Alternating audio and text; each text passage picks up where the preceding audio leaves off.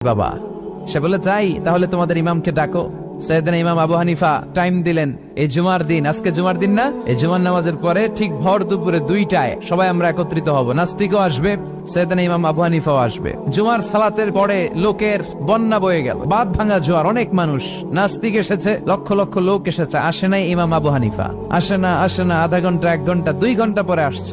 নাস্তিক বলে, এই তোমাদের ইমাম যার কোনো সময়ের জ্ঞানই নাই, এর সাথে কিসের তর্ক?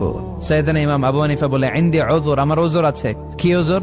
সাইয়েদনা ইমাম আবু হানিফা বলেন, আমি ঘর থেকে বের হয়ে আসার পথে একটা নদী পার হয়ে আসতে হয়।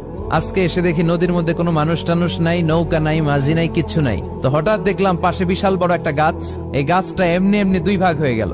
হঠাৎ গাছ থেকে এমনি এমনি লম্বা তক্তা হয়ে গেল, এমনি এমনি তক্তাগুলো জোড়া লেগে নৌকা হয়ে গেল। আর নৌকা আমার সামনে আসলো, মাঝি ছাড়া, লগি বৈঠা ছাড়া। আমি নৌকায় যেয়ে বসলাম, নৌকাটা আমার নিয়ে টান দিয়ে সাঁ করে ওপারে নিয়ে গেল। তো এই